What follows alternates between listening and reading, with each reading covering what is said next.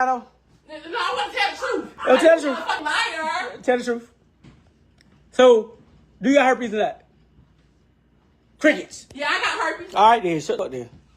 But my paperwork says something. Thank you. I need it. My paperwork says something different. I need it. I need it, boo. But if I ain't nobody else for 3 years now, you tell me how I got it. Now you got about 5 bitches I know about now. They ain't telling the other 25 bitches.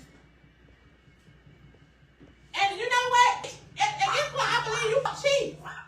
The screen went black. All you could hear was someone struggling to breathe in the darkness. Then Shamarcus's voice cut through the silence like a blade, raw, furious, trembling with rage.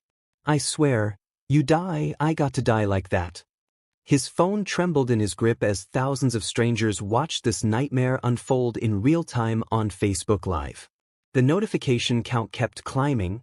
5,000 viewers, 7,000, 10,000, all witnessing something that felt too intimate, too dangerous to be broadcast to the world.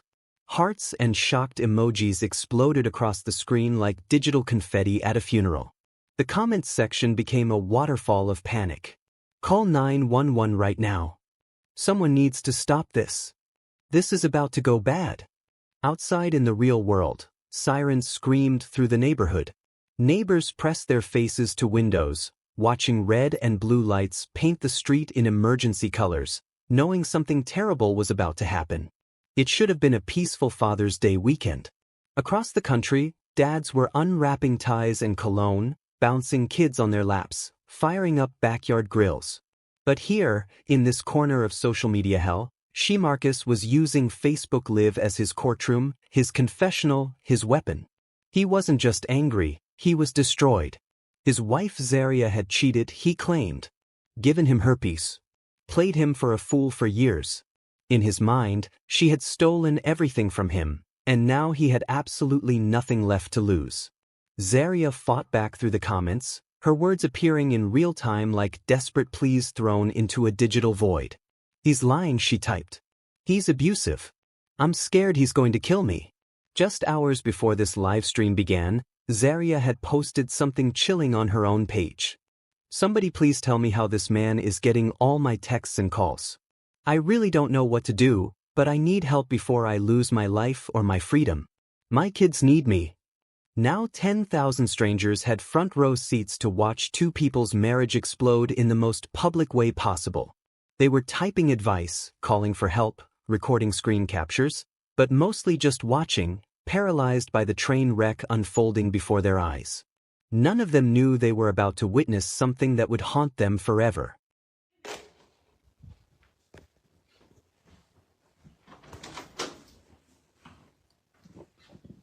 You know, nice thing. Go get what you gotta get.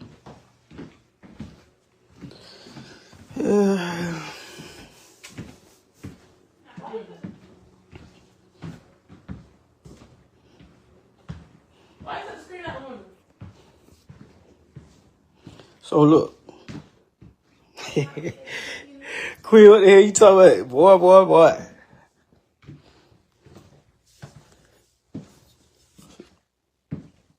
Yeah.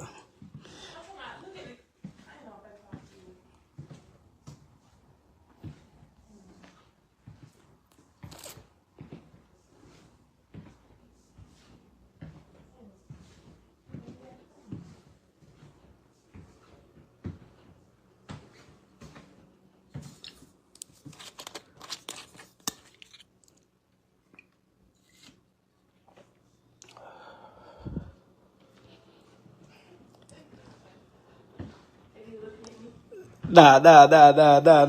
I ain't did none of that. Oh, they think you don't beat me up. Uh-huh.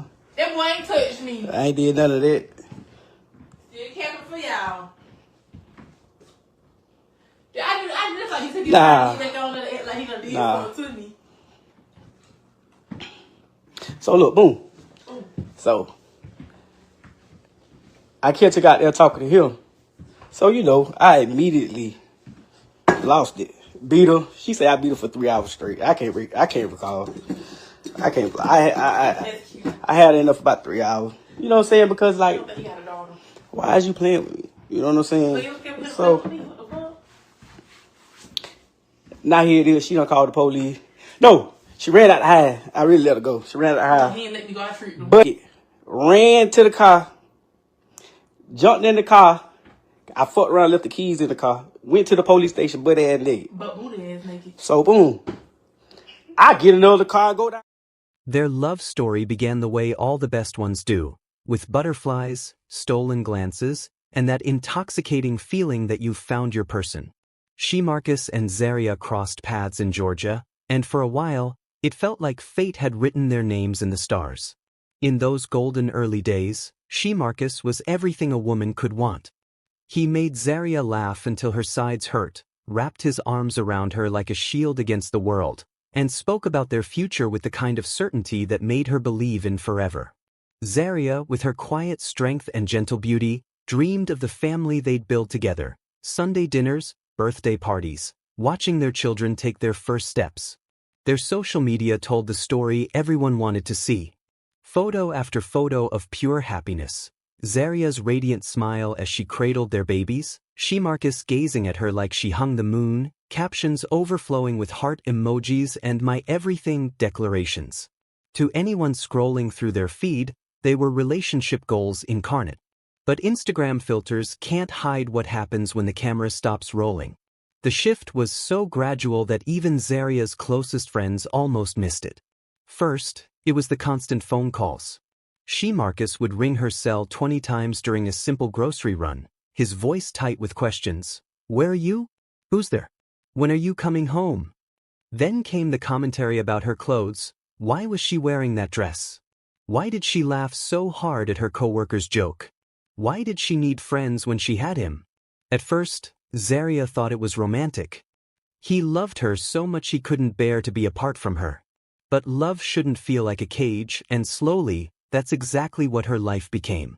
Her Facebook posts started changing, becoming windows into a pain she couldn't speak aloud. Sometimes the people closest to you are the ones who break you the most. A good woman will hold you down, but she can't heal a man who doesn't want to heal himself. These weren't just random thoughts. They were SOS signals wrapped in pretty words, breadcrumbs for anyone who cared enough to read between the lines. Her friends noticed. Of course they did. The messages started trickling in. Girl, you okay? You sound different lately. But Zaria had learned to perform normalcy, even when her world was crumbling. I'm fine. Just tired, she'd reply, knowing that admitting the truth would make it real in a way she wasn't ready to face. But exhaustion wasn't the problem. Fear was. As Marcus's jealousy morphed into something darker, Zaria found herself walking on eggshells in her own home. She even found the courage to file a restraining order, a desperate attempt to reclaim her life. But like so many women trapped in toxic love, she got pulled back into the cycle. She dropped the charges, returned to the chaos, and told her best friend something that would haunt everyone later. The evil side of me says let him suffer. I dropped the charges, so they won't do much anyway. If he's not with me, what's he free for?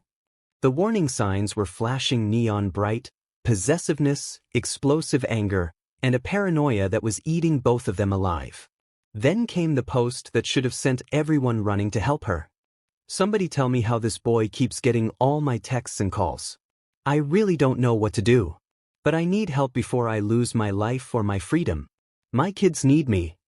To her Facebook friends, it might have looked like just another relationship drama. Some people offered advice, others begged her to leave, but most just kept scrolling. Nobody understood that this wasn't a cry for attention.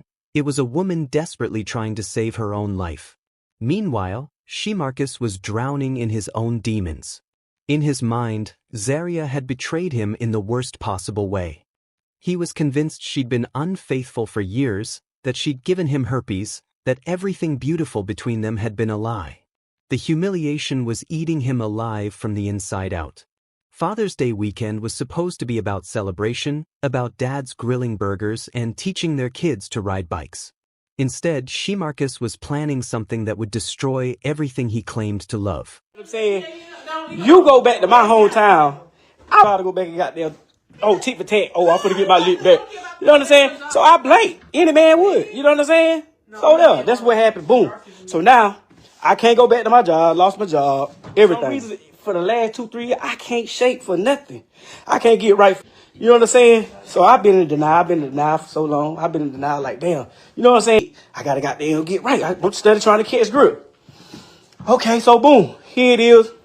All this happening. The U.S. Marshals looking for me. All this shit here because her mama done called the folk. My probation officer and had them folks got them thinking I done beat her where she can't walk, see, and all like she down to dead. My probation officer telling me this. So here it is. Here it is. They telling me that's why they had the marshals there because I'm already a violent offender. So they had the marshals back up there. Months later, you know what I'm saying? We don't calm down. You know what I'm saying? At the end of the day, she's my wife. You know what I'm saying? I come back. We try to work it out. So here it is. When I come back. We sitting in here in the same area right here. I'm sitting right here cooking as usual. She sit right here, yeah. You sit right here. Snow come, her friend Snow come in at the time. Oh, yeah, he finna talk about corn. And she got them tell Snow, another nigga from Jessup wanted to talk to her. Remind you, this is another nigga. Not to me, that, to the girl. This is another nigga. For one, the nigga was on her Snapchat. So he relayed the message to her, which she relayed to him. The boy down, they caught by her nigga talking to him supposedly. The nigga called me telling me, oh bro, I'm gonna tell you now, shit, it really, my girl talking to her, you know what I'm saying? They just did that to throw y'all. And it seemed like that. So when he said that shit, it made sense. Because it's like, why the fuck would you come and make sure I know that he wanted to talk to her? You don't come back and tell me everything else when y'all think that. You know what I'm saying? So boom.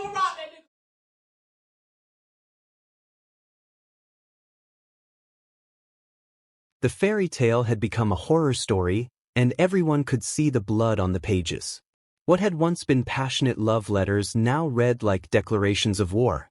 Their relationship had become a battlefield where every conversation was an ambush, every silence a threat, and every day felt like surviving another round in a fight that nobody could win. The whole neighborhood knew their business now. You couldn't walk down their street without hearing the echoes of their latest explosion, doors slamming at 2 a.m., voices raised so high they carried 3 houses down, the kind of fighting that made people lock their doors and pray it wouldn't spill into their own lives. When Zaria showed up to pick up groceries or drop the kids at daycare, her friends couldn't help but notice the bruises she tried to hide with long sleeves and carefully applied makeup. Marcus had become a man possessed. In his mind, Zaria wasn't just unfaithful, she was a master manipulator who'd been playing him for years. Every male friend became a potential threat. Every phone notification was evidence of betrayal. He was convinced she was flirting with strangers on Snapchat while their children played in the next room, painting her as some kind of villain in a story only he could see. When Zaria tried to have a normal life, grabbing coffee with a girlfriend, running errands, even just stepping outside for air, the interrogation would begin. Where are you going? Who's going to be there? Why aren't you answering your phone? If she didn't respond to his texts within minutes, her phone would explode with messages that grew progressively more threatening. Behind closed doors, Marcus was drowning in his own rage. He'd vent to anyone who'd listen, and when people stopped picking up his calls, he took his fury online. Don't let a snake sleep in your bed. Sooner or later, she'll bite you. I'm done being the nice guy. The truth is about to come out. But Zaria was fighting her own war, and her Facebook posts told a different story entirely. Her words were like diary entries written in blood. A good woman will stay and try, but you can't heal a man who doesn't want to heal himself. What you know about carrying the load for your family while being disrespected and embarrassed by the person who's supposed to love you? These weren't just status updates, they were desperate messages in bottles, thrown into the digital ocean, hoping someone would understand that she was drowning. Her friends saw the warning signs flashing like emergency lights. Late-night messages started pouring in. You've got to leave, Z. He's not safe anymore. Please, just pack up and go. But Zaria's response broke their hearts. I know, but I love him. I don't want my kids to grow up without their dad. It was the most dangerous kind of love. The kind that would rather die than admit defeat. The cycle had become their prison. Explosive fight, tearful apology, a few days of fragile peace, then back to hell. Round and round they went, each revolution more violent than the last. When Zaria finally found the courage to file that restraining order, Her friends thought she'd finally seen the light. She told police she genuinely feared for her life. She told her family she was done for good this time. For a brief moment, it seemed like the nightmare might end. But love, or what she thought was love, pulled her back in.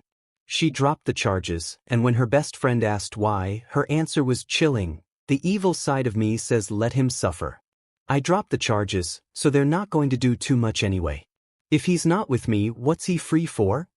While Zaria was trapped in her own twisted logic, Marcus was spiraling into complete paranoia.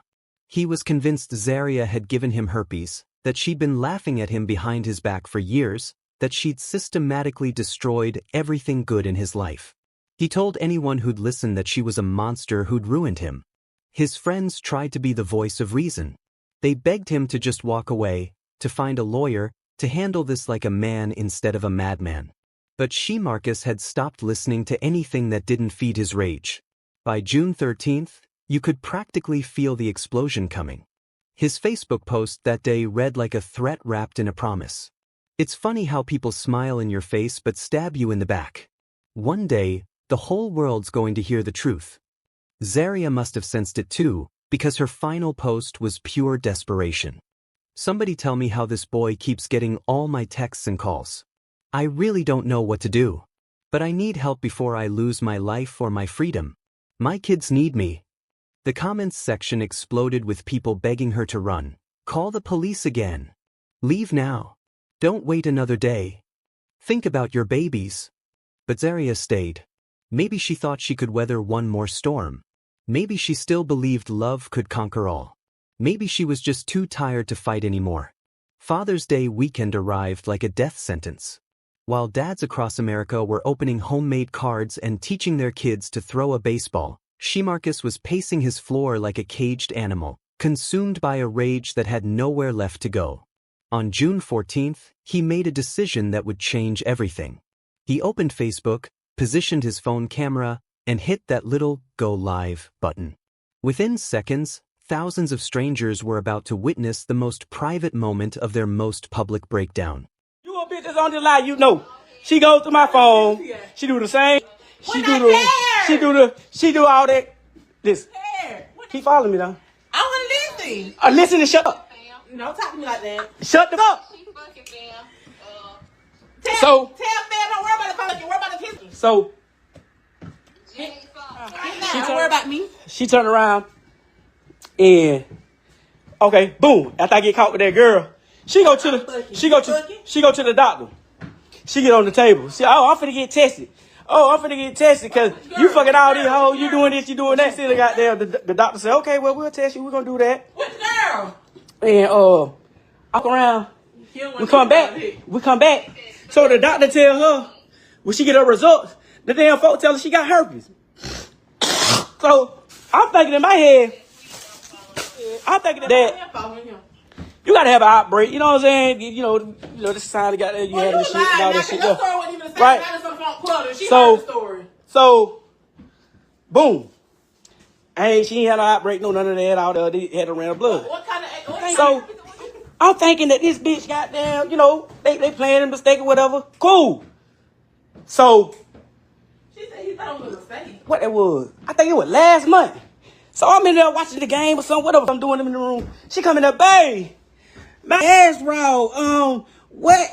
What's wrong with my ass? Can you look and see? So I look down there at a anal hole now. Ain't the smartest, but my knowledge of that shit is like, okay, if you get the herpes, it come at whatever contact or whatever the food. And you the only one that want in the ass. So make that shit make sense. I look down there, got them clusters down there by bumps and shit. Bitch. She got bumps and shit. Look like goddamn.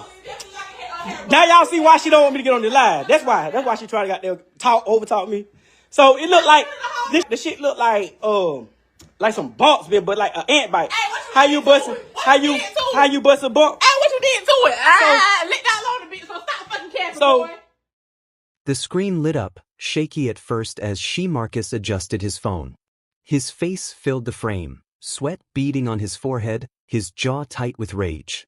In the background, Zaria sat stiffly on the edge of the couch, her hands clasped tightly in her lap as though holding herself together. His voice cracked as he spoke, low at first. I swear, if I got to die, she got to die with me. Zaria's head snapped up. Why you lying like this? You trying to make me look bad again? Her voice was sharp, but her eyes betrayed her fear. Marcus began pacing, his footsteps heavy on the floorboards. His words came faster now, tumbling over each other. You played me. All these years I gave you everything, and you do this to me? You slept around. You brought disease into my house. You ruined my life. Zaria stood suddenly. I didn't ruin nothing. You broke us first. You hit me. You hurt me every single day. And I stayed, for our kids. Marcus stopped pacing. He turned to her slowly, his chest rising and falling like a man struggling to breathe. You think you can just walk out? You think you can embarrass me and live happy ever after? Her voice shook now. This isn't love. It's hate. You can't control me anymore. He let out a bitter laugh. If I can't have you, nobody will. The baby cried in another room. The sound sliced through the tension like a blade. Don't do this in front of them, Zaria whispered. Marcus disappeared from view, the sound of a drawer opening and slamming shut echoing in the room. When he reappeared, something metallic glinted in his hand. Zaria backed away, her voice rising. Marcus. Put it down. We can fix this. Fix. His voice broke into a roar. There's no fixing this. She bolted toward the hallway, but he lunged forward. The phone fell from his hand, the screen tilting sideways on the floor. Dust floated through the air. A scream ripped through the house. Then a deafening silence. The camera remained running for a few seconds more, catching only the spinning blades of a ceiling fan. And then the live ended. By the time police arrived, it was too late. What I been say? He and she the only one. Who else it was? Rashida. Who else it was? Joya. The one that go with Bert. Rashida Bird. What's the other girl name? So you over here. You start the lie. You was talking to goddamn Bert too. I wasn't. I messaged him. Bert, please get on this live. I never talked to his other. He was asking you, Dad, what you doing up this late? And I told him on the way to the people. I was on the way to work. I ain't never talked to Bert because he ain't my type of nigga, like you said. If anything, I would have finesse money. When I talk to y'all niggas, I text y'all. First of all, when he say talk, he said text, not talking about lay up, meet with none of that. He give me no money. Baby, I don't talk to no nigga that ain't got no goddamn money, no goddamn motion. No. You ain't gotta have, gotta send it. And baby, we still ain't finna press about button to hear your search history every day. The same with Quinn, that was a lie about what he said. You snow through that, snowball at the, glass at the screen door. Why was you recording? Then slide up and say, who is that? Somebody lied. Hold on. This what you lied at. You sat right here and said, set that up for her to talk to him. So that's what you said. Yeah. That's how the whole them talking started. Yeah. It wasn't nothing about me and that at all. I translated the message, and that's how it happened. So how the hell it continue to go on then? When she got caught, and she came and got that table, we got a new table. That's when she FaceTimed him on my phone. He didn't answer. When she had done left, he called back, and I didn't answer because she wasn't here. Okay, so when you came, it was a missed call. Where the light? You said, you better like me and him, you said it was a lie that me and him to have something going on. No, it fuck. You wanted to rob him. You still ain't proved the lie. All you doing is trying to damn drop the business. All you trying to do is damn tell. No, I'm telling that you lying. At the end of the day, I don't care. I was gonna rob him. Okay, so why you keep doing it? What is your point in saying that I lied? Because you are lying. You really wanted to drop the business. You lying. You really wanted to just drop the business. Just say, oh, well, shit, the whole time going on, you said. But no, because you sit around. You haven't proved the lie. You sit around and make it like, just like Squeeze. You sit around, you make it like somebody did something. You whole time you be trying to do something to them. And that's how some shit be done happen. You know why I was going to rob this? Why the fuck is he on your page, in your inbox? He wasn't. You lied. He slid up by snow. He just slid up on your snap. By snow. I don't give a what he said. Why the fuck is he on there when I already knew? Because you telling the full truth. That's what that is. Ain't no damn full truth. What did he say? He said, somebody said, y'all was going to ride, Quan. That's what I heard. KB, we ain't getting off because he done lied, so it's time to keep lying. What you said, friend? I said, tell everything she want to tell a sideways story. Yeah, and all of it's about money. Every time he get mad, okay, boom. Y'all, I posted a little cruise picture. We went out of time. He went down there, broke up. You know what I'm saying? I told him when I got the money to sit in my phone, because I broke my phone when I got down there, as soon as we got there. I told him good when I get my mom, my sister to send me this money. Like, I'm not responsible for your gambling. I even told him, like, I sent money out of my son's savings account to my sister because they got the same kind of bank. So I did bank to bank. So I'm telling her, like, this my son money. You gonna have to put it back. As soon as we leaving the port, y'all, this nigga start like a whole attitude. I'm like, damn, anybody even did? We were just chilling, we was vibing. He got a whole attitude off of them. I know you don't want them niggas. You don't want them niggas. Oh yeah, you know, I know who it is. You don't squeeze. You don't squeeze. So I'm like, no damn squeeze. What's wrong with you? Like, on my kids. I put this on my baby right now. She can die. Y'all, I ain't never fucked no squeeze. I ain't never been around squeeze. I seen squeeze one time. It was at his dad's house at a party. All my kids, I never went around that nigga. Now, oh, she trying to fuck with my baby daddy. She fucking with the wrong one. Doing all this popping on the phone. I don't even know he's sitting right here. Got the phone on speaker. Let me listen. I'm about to go down there and beat her. He popping to him like, oh, I'm gonna beat your baby mama ass. We get down there. She didn't know we together. She texted me like, oh, I'm at a game. You should have been in game. Then she telling him, oh, I'm gonna beat your baby mama ass. What? Cause not that one? Not that one? Not that one, baby. I wanted to see that. And yeah, so he had fucked her. I was FaceTiming her, while fucking him and shit like that, just harassing her, fucking with her. So she fell back, but she was a trick. Y'all hop on her, she'll got them, give you a little bread. She thought you gonna make some bread, she'll give you some. Yeah, she one of them. So she'll watch us for, they watch Baddies. They're not what? If this shit stir up beef and your husband get hurt. Well, baby, Sierra Williams, if it start up beef, he got his ass. What don't get on here lying, because now I'm telling everything. Because now you've been lying on me. And it's really frustrating. It's really aggravating when every time you hear your nigga pick up the phone, he on the phone spraying your name. Yeah, you know my girl was, this nigga ain't never touched me. Why are you lying on me? Why are you lying on me? I never touched a nigga. I ain't been around a nigga. Alright. Then, I'll give you a shot. now, let me finish. I'm on live. You had them 2 hours. You finna go on your live. Now you don't want the phone back. No, I'll give you a shot. I ain't get to tell you. I ain't get to tell about Udi. Then I swear you'll die. I gotta die about that. You told my shit. Give me my phone. I gotta die if I tell what happened. Give me my phone. That's crazy, y'all. I ain't really gonna die So about here it is. Boom. Time go by. She go back to her. She go, no, not time go by. She go to her damn. She go to her. The lady looked at the shit. She talking about, I need to get to, I don't know what this is. The lady looked down there and say, well, I looked at your chart and it said that you tested positive for HSV1 or what, HSP1 or whatever. So I can tell you, I say, They don't even test you for HSV1 you unless you ask. You didn't ask for it? You just said when I went, they said it. So I had to get tested in order. Again, like I've been saying. I had to get tested in order for them to give me results. I told y'all before when she was pregnant, she went up there to the doctor. They tested her ass. I didn't even go to Augusta. I went to Statesboro. They don't share databases. Okay. So make it make sense. She went to Statesboro. Oh, okay. And they got there, went in the goddamn thing, and looked at her goddamn shit, and said, well, hell, I see on your chart where it said you tested positive for it. So here it is. So now you got herpes. But now I'm asking you, like, damn, what's really going on? Like, what, like, oh, you gave it to me. You know, that's the first thing. Oh, you gave it to me. Oh, you burnt me. You did this, you did that. That's the first thing. And Augusta did her paperwork. She didn't even do no test on this because she said, I can look at it and tell you right now what it is. You know what I'm saying? That's got to be, you're in an outbreak. They gave her some big goddamn pills that she got sent to her goddamn, not her regular goddamn pharmacy. She sent to Meta. Got those. So when the lady goddamn called her back, about the, well, she emailed her and told her, and you also have a bacteria. I don't even know what the bacteria, but she said, I sent enough for you and a refill for your partner. Do you not know this? Get mad and goddamn don't be wanting to give me my medicine. Goddamn run off and all that shit. You know what I'm saying? So, boom, she get mad. Bitch inbox me and tell me. Let me tell you how she is.